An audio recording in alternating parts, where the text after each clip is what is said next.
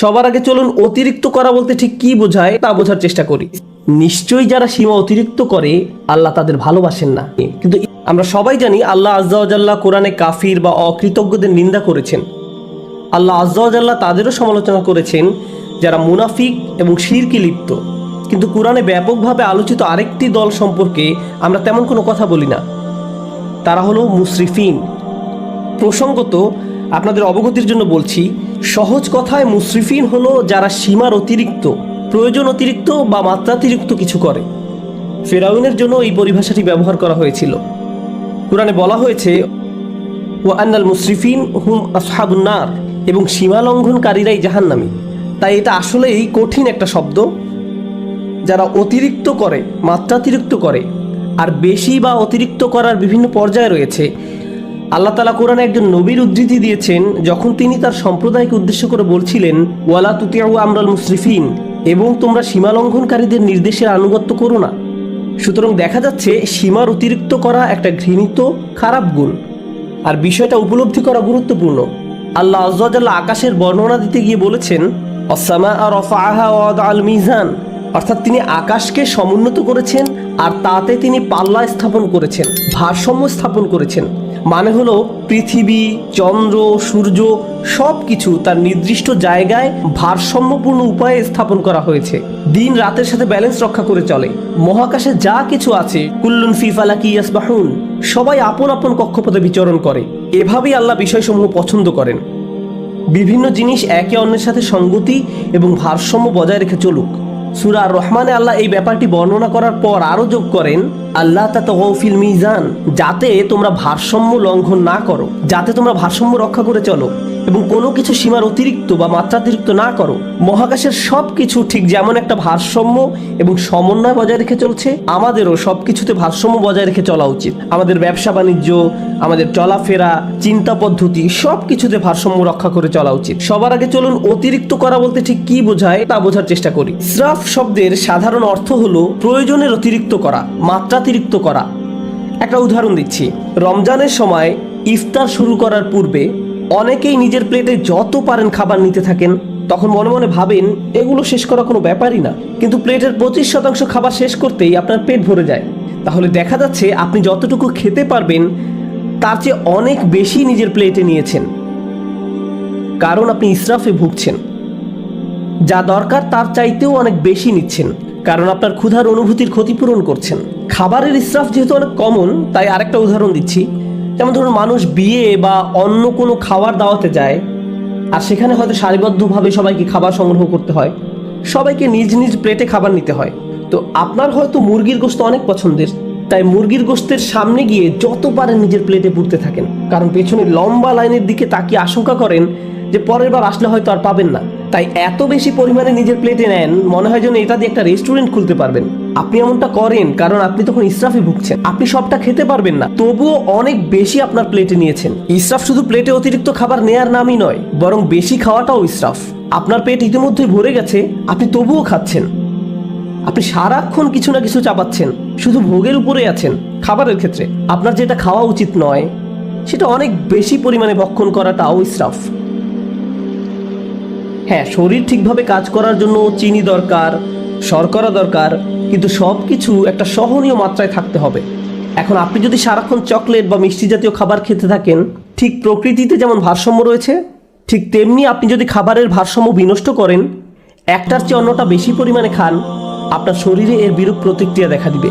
এই প্রতিক্রিয়া হয়তো এখন দেখা যাচ্ছে না, কিন্তু 1 দশক পরে হার্টের সমস্যা, ডায়াবেটিসের জন্য ডাক্তারের শরণাপন্ন হতে হচ্ছে, কারণ আপনি ইসরাফে ভুগছিলেন। তাহলে দেখা যাচ্ছে ইসরাফ একজন মানুষের জীবনে বহু খারাপ পরিণতি নিয়ে আসে। আমি খাবারের উদাহরণ দিয়ে শুরু করেছি, কিন্তু ইসরাফ খরচ করার ক্ষেত্রেও হতে পারে। আপনি মার্কেটে গিয়েছেন একটা ব্যাগ কিনতে, কিন্তু নিয়ে এসেছেন 3টি ব্যাগ, কারণ 3টা ব্যাগের কালারই খুব সুন্দর। অথবা দোকানে গিয়েছেন শুধু ডিম কেনার জন্য, কিন্তু বাজার শেষে দেখেন $200 খরচ করে ফেলেছেন, কারণ যা সামনে পড়েছে সব ঝুড়িতে পড়েছেন। এটাও ইসরাফ। আপনার দরকার ছিল না, কিন্তু ভেবেছেন এখন দরকার নেই, পরে হয়তো লাগবে। ওইটা দরকার হতে পারে, এটা দরকার হতে পারে। এভাবে নিজেকে বুঝিয়েছেন আপনার এগুলো দরকার। এই কারণে কিছু মানুষ জিনিসপত্র অতিরিক্ত জমানোর সমস্যায় ভোগেন। তাদের এত জামা কাপড় যে ওয়ারড্রোবে জায়গা হয় না। তাদের আলমারি 1987 সাল থেকে জমানো কাপড়ে পূর্ণ হয়ে আছে। মানুষ এভাবে অপ্রয়োজনীয় জিনিসপত্র সংগ্রহ করে রাখে, যেটা আসলে সে ব্যবহার করে না, কাজে লাগায় না। এটাও এক ধরনের ইসরাফ। আপনি বাসায় গেলে নিজেই বলতে পারবেন জিনিসপত্র জমিয়ে রাখার সমস্যায় ভুগছেন কিনা। যদি দেখেন এখানে সেখানে ছোটখাটো জিনিসপত্র পড়ে আছে, বুঝতে পারছেন না কোথায় রাখবেন, জানেনও না এটা আসলে কোন কাজে লাগে, মনে মনে ভাবেন এটা আসলে কি কাজে লাগে, এরকম যদি অনেক থাকে, সম্ভবত আপনি ইসরাফে ভুগছেন। তো জমিয়ে রাখা আর অতিরিক্ত চাওয়া একজন মানুষের জীবনের সত্যিকারের সমস্যা হিসেবে দেখা দিতে পারে। খাওয়া এবং জমিয়ে রাখার অভ্যাস ছাড়াও ইসরাফ হতে পারে বিনোদনের ক্ষেত্রে। সবারই মাঝে মাঝে একটু রিল্যাক্স দরকার পড়ে। সোশ্যাল মিডিয়ায় কিছু একটা দেখা, কোথাও ঘুরতে যাওয়া বা কিছুক্ষণ খেলাধুলা করার মাধ্যমে একটু বিরতি নিতে পারেন, এটা সমস্যা না। কিন্তু কিছু কিছু মানুষের জন্য তার গোটা জীবনটাই যেন একটা বিরতি। ঘুম থেকে উঠেই বিনোদন করা শুরু করে, ঘুমোতে যাওয়ার সময়ও বিনোদন করে, একটার পর একটা জিনিস ক্লিক করতে থাকে, এভাবে ঘন্টার পর ঘন্টা পার হয়ে যায়। এটাও এক ধরনের ইসরাফ। কারোর সাথে বসবাস করা ঠিক আছে, কিন্তু হোয়াটসঅ্যাপে যদি আপনার বসবাস হয়ে থাকে তাহলে সেটা তো সমস্যা। সুতরাং সবকিছুর একটা ভারসাম্য যেমন আছে, ঠিক তেমনি অতিরিক্ত করে ফেলার ঝুঁকিও আছে। আর কোনো কিছুতে অতিরিক্ত ডুবে থাকা আসলেই সমস্যাজনক। আল্লাহ আযজা ওয়া জাল্লা এক জায়গায় সবচেয়ে কম ধমকের সুরে বলছেন, ইন্নাল্লাহা লা ইউহিব্বুল মুসরিফিন, নিশ্চয়ই যারা সীমা অতিরিক্ত করে আল্লাহ তাদের ভালোবাসেন না। কিন্তু ইসরাফ বিষয়ক যে আয়াতটি আমি আপনাদের সাথে শেয়ার করতে চাই, সূরা ইউনুসের আয়াত, আমি খুতবার শুরুতে আয়াতটি তেলাওয়াত করেছিলাম। বক্তব্য চলাকালে অন্যান্য ইসরাফ সম্পর্কেও আলোকপাত করব ইনশাআল্লাহ। এখানে যে ব্যাপারটি তিনি তুলে ধরেছেন তা কোরআনের আরও কিছু জায়গাতেও আলোচনা করা হয়েছে। তিনি বলছেন, মানুষ যখন কঠিন কোনো পরিস্থিতিতে পড়ে যায়, সেটা অর্থনৈতিক কোনো সমস্যা হতে পারে, স্বাস্থ্যগত কোনো সমস্যা হতে পারে, পারিবারিক কোনো সমস্যা হতে পারে, ধর্মীয় সংকট হতে পারে, যে কোনো ধরনের সংকটই হোক না কেন, যা মানুষের উপর পতিত হয়, দাআনা লিজান বিহি আও কাঈদান আও কাঈমান, তখন সে আল্লাহকে ডাকতে থাকে, ইয়া আল্লাহ, আমাকে এই পরিস্থিতি থেকে বাঁচিয়ে দিন, একমাত্র আপনিই আমাকে এখন বাঁচাতে পারেন, আমি সব উপায়ে চেষ্টা করেছি, আমাকে সাহায্য করার কেউ নেই একমাত্র আপনি ছাড়া। যে ব্যক্তি দাঁড়িয়ে বসে শয়নে আল্লাহকে ডাকতে থাকে, ইয়া আল্লাহ, আমার এই সমস্যাটা দূর করে দিন, আমাকে সাহায্য করুন, তখন সে বেপরোয়া হয়ে আল্লাহকে ডাকতে থাকে। ফালাম্মা কাশাফনা আনহু দুররাহ, তারপর যখন আমি তার সেই কষ্ট দূর করে দেই, মাররান কাআল্লাম ইয়াদউনা, তখন সে এমনভাবে চলতে থাকে মনে হয় যেন তাকে কোনো দুঃখ কষ্ট স্পর্শ করার কারণে সে আমাকে ডাকেইনি।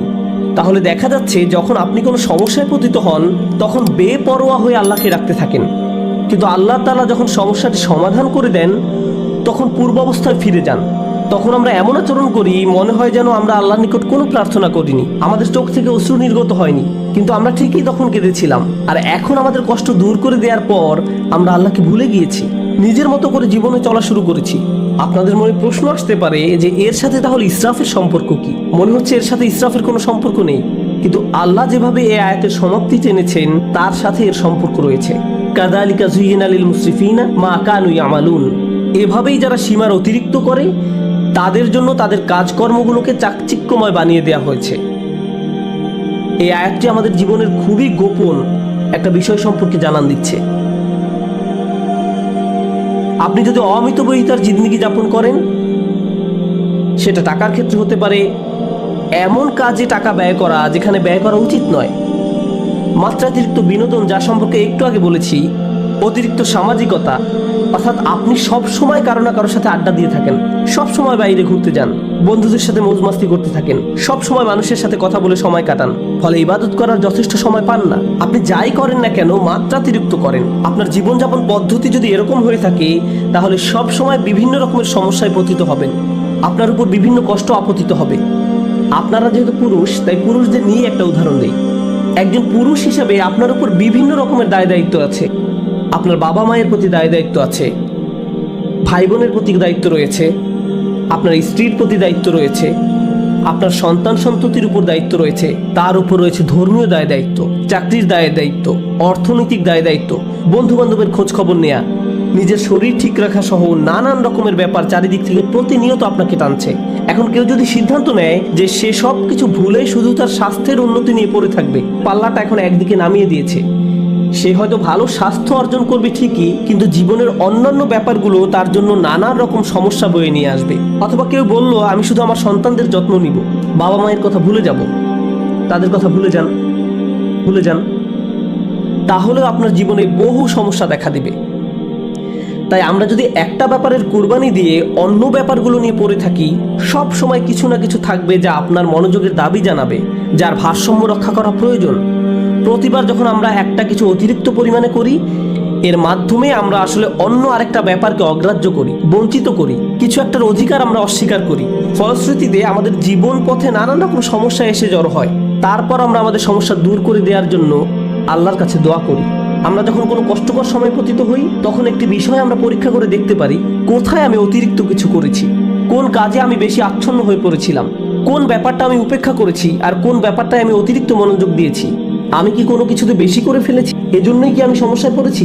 যে ভারসাম্য থাকার কথা ছিল সেটা হারিয়ে ফেলার কারণেই কি এমনটা হয়েছে? অতএব এটা আসলে আমাদের ধর্মের অন্যতম একটা মূলনীতি, খুবই শক্তিশালী একটা মূলনীতি। আরেকটা উদাহরণ দিচ্ছি, নিজে নিজে চিন্তা করে দেখুন। আবেগের ক্ষেত্রে অতিরিক্তের সম্ভাবনা রয়েছে। যেমন রাগ হওয়া সাধারণ ব্যাপার, কেউ আপনাকে খারাপ কিছু বললে আপনার রাগ হবে, এটা স্বাভাবিক একটা প্রতিক্রিয়া। এক্ষেত্রে অতিরিক্ত হবে যদি আপনি দিন রাত 24 ঘন্টা মনের মাঝে সেই ক্রোধ পুষে রাখেন, সারাক্ষণ এটা নিয়ে ক্রোধান্বিত থাকেন।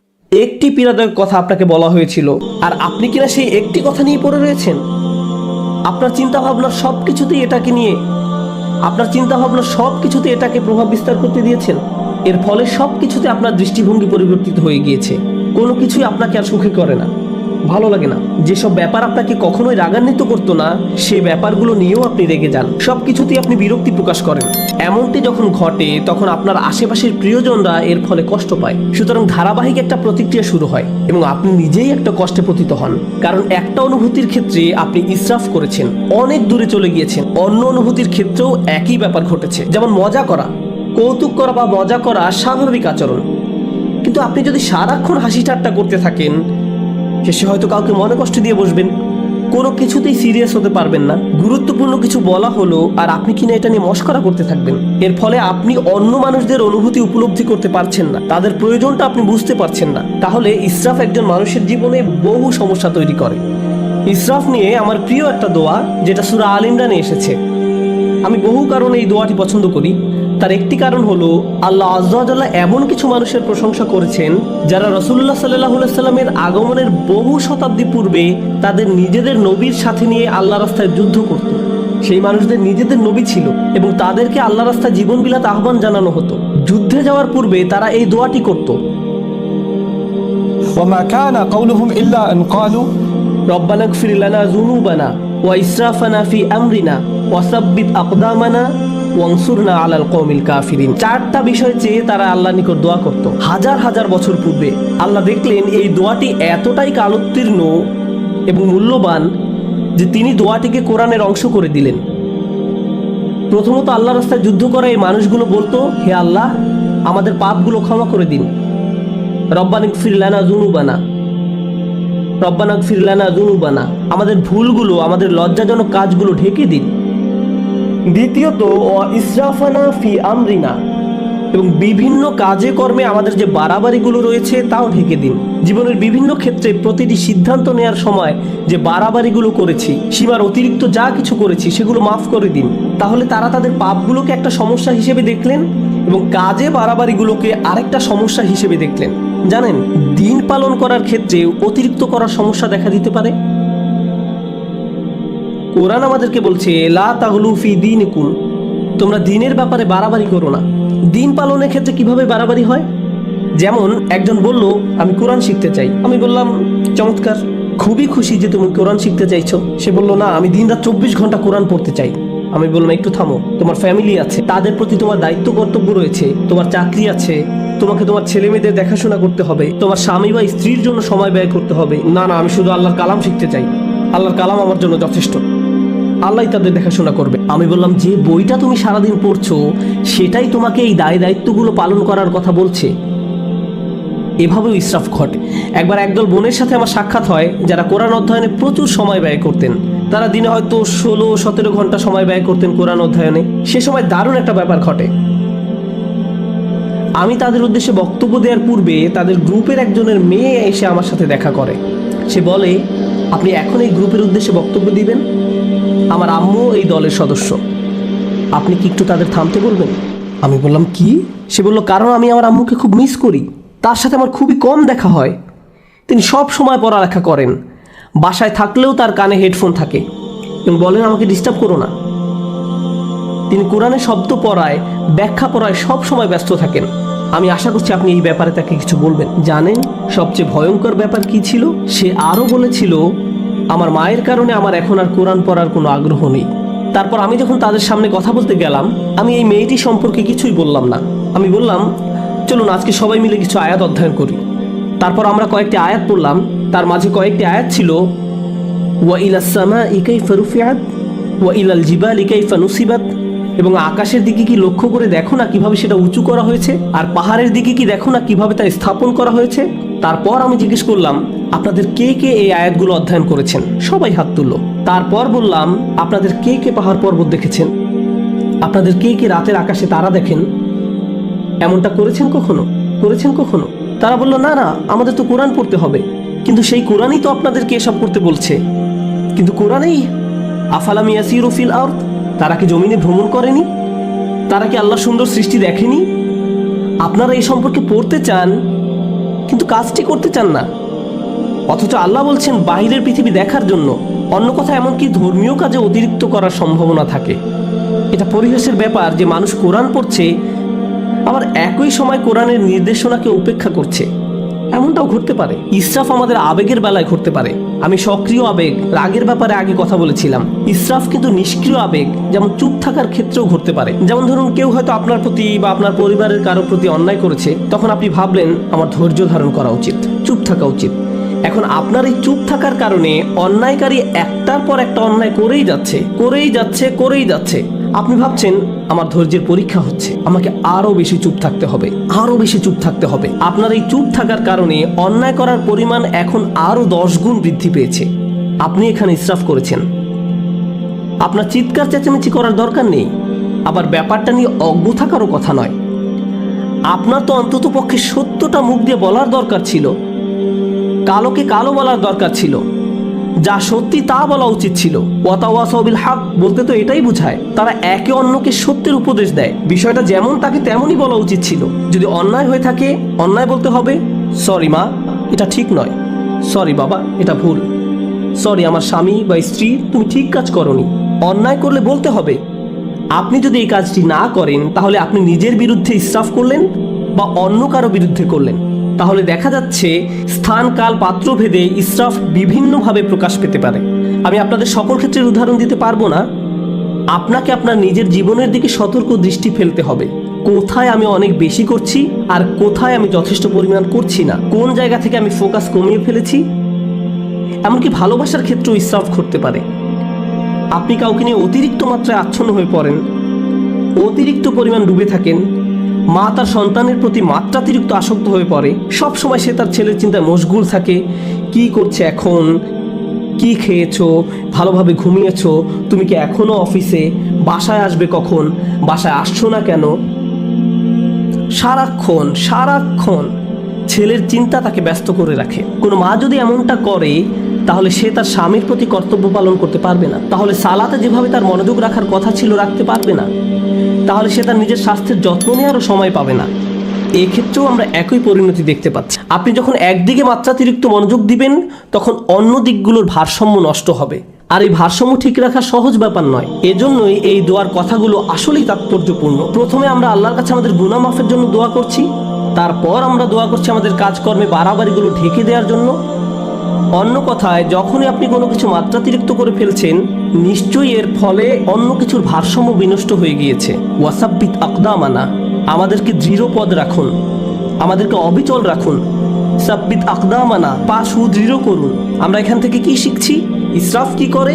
ইসরাফ আপনার জীবনের ভারসাম্য নষ্ট করে ফেলে। আমরা সূরা ইউনূসের অন্য একটি আয়াত শিখেছি ইসরাফ আমাদের জীবনে নানা রকম সমস্যা নিয়ে আসে, আর এখানে আমরা শিখছি আমাদের পা দৃঢ় থাকবে না যদি আমাদের জীবনে ইসরাফ থাকে। প্রতিবার যখন কিছু আপনি মাত্রাতিরিক্ত করছেন, জীবনের অন্য কিছু তার গতিপথ হারিয়ে ফেলতে পারে। আপনার জীবনে এখন উদ্বেগ উৎকণ্ঠা দেখা দিয়েছে, আপনি সমন্বয় অনুভব করতে পারছেন না, আপনি আপনার অন্তর দিয়ে তা উপলব্ধি করতে পারেন এবং বাইরে থেকেও সঠিক মনে হয়, কিন্তু সবকিছু যখন ভারসাম্য হারিয়ে ফেলে ঠিকমতো ঘুমাতে পারেন না, মানসিক শান্তি হারিয়ে যায়। আপনার চিন্তা ভাবনার দিকে নজর দিলেই বুঝতে পারবেন ইসরাফ করছেন কিনা। শুধু নিজের চিন্তার দিকে নজর দিলেই, যদি আপনার পা দৃঢ় থাকে এবং যে অবস্থায় আছেন সেখানে যদি নিজেকে নিরাপদ অনুভব করেন, এটা আসলে প্রমাণ করে যে আপনার জীবন থেকে ইসরাফ দূর হয়ে গিয়েছে। রব্বানা গফির লানা যুনুবানা ওয়া ইসরাফানা ফি আমরিনা ওয়া সাব্বিত আকদামানা। সবশেষ যেহেতু আপনি আপনার জায়গায় অবিচল আছেন, এজন্য অনসুরনা আলাল কওমিল কাফিরিন, আমাদেরকে কাফেরদের মোকাবেলায় সাহায্য করুন। আল্লাহ মানুষদের প্রার্থনার কথাগুলো বর্ণনা করেছেন। যুদ্ধে যাওয়ার পূর্বে আমাদেরকে শক্তিশালী করে তুলুন। এখানে কিভাবে আপনি শক্তিশালী হয়ে উঠবেন? সবার আগে আল্লাহ আপনাকে ক্ষমা করে দিবেন, তারপর আপনাকে অতিরিক্তের ক্ষতি থেকে বাঁচিয়ে দিবেন, ফলশ্রুতিতে আপনি শক্তিশালী হয়ে উঠবেন। আর তাই এখন আপনি শত্রু মোকাবেলা করার জন্য প্রস্তুত। অনসুরনা আলাল কওমিল কাফিরিন। এভাবে গভীর দৃষ্টিকোণ থেকে চিন্তা করলে আমরা বুঝতে পারবো কিভাবে আমাদের জীবনে ব্যালেন্স রক্ষা করব, কিভাবে আমাদের জীবনে ভারসাম্য ফিরিয়ে আনবো। আল্লাহ আযজা ওয়া জাল্লা ইসরাফ সম্পর্কে জিজ্ঞাসা করবেন। আপনাদের কেউ কেউ নিজের ছেলে মেয়েদের ভালোবাসার ক্ষেত্রেও ইসরাফ করেন। আপনি একজনের চেয়ে অন্যজনের প্রতি বেশি ভালোবাসা দেখান। এমনকি আপনি যদি খারাপ ব্যবহার নাও করেন, একজন কাছে আসলে তাকে আদর করে জড়িয়ে ধরেন, চুমু খান, আর অন্যজন কাছে আসলে তাকে দূর থেকে আসসালামু আলাইকুম, তাকে কাছে টেনে নেন না। আপনি তার সাথে খারাপ আচরণ করেননি, কিন্তু তবুও এটি ইসরাফ। প্রতিক্রিয়া দেখানোর ক্ষেত্রেও ইসরাফ হতে পারে। একজন বিস্কুট খেলে আপনি তাকে ধমক দিয়ে বলেন, হেই তোমাকে না বিস্কুট খেতে নিষেধ করেছিলাম, আর অন্যজন খেলে তাকে আদর করে বলেন, ও তুমি কেন বিস্কুট খেয়েছো। এখানেও কিছুটা ইসরাফ হয়ে যাচ্ছে। আপনার এমন আচরণ ভবিষ্যতে দুইজনের মাঝে সমস্যা তৈরি করবে। সে আপনার প্রতি ক্রুদ্ধ হবে না, সে রাগ দেখাবে তার ভাইয়ের প্রতি। তারপর আপনি ভাবেন তারা এভাবে মারামারি করে কেন? তারা পরস্পর মারামারি করছে আপনার ইসরাফের কারণে। আপনি এটা তৈরি করেছেন, আপনি এই সমস্যা তৈরি করেছেন। সুতরাং আমি এবং আপনি যেভাবে চলাফেরা করি, যেভাবে মানুষের সাথে আচার ব্যবহার করি, অন্যদের সাথে আবেগের দিক থেকে যেভাবে আচরণ করি, আমাদের মনের অবস্থা কেমন থাকে, এই সবগুলো বিষয় পুনরায় পরীক্ষা করে দেখতে হবে, যেন আমরা ইসরাফ করা মানুষে পরিণত না হই। কারণ আল্লাহ সুবহানাহু ওয়া তাআলা ইসরাফ করা মানুষদেরকে ভালোবাসেন না। এজন্যই আল্লাহ বলছেন, লা তুতিউ আমরাল মুসরিফিন, যারা সীমার অতিরিক্ত করে তাদের সিদ্ধান্তের অনুসরণ করো না। আমরা দোয়া করি আল্লাহ যেন আমাদের সব ধরনের ইসরাফ থেকে দূরে রাখেন এবং আমাদের জীবনের কোন কোন ক্ষেত্রে আমরা ইসরাফ করছি তা যেন শনাক্ত করার তৌফিক দান করেন এবং এর ফলে যেন আমরা একটি ভারসাম্যপূর্ণ জীবনযাপন করতে পারি। আল্লাহ আমাদের সবাইকে যেন দৃঢ়পদ মানুষে পরিণত করেন এবং আমাদের পাপগুলো ক্ষমা করে দেন।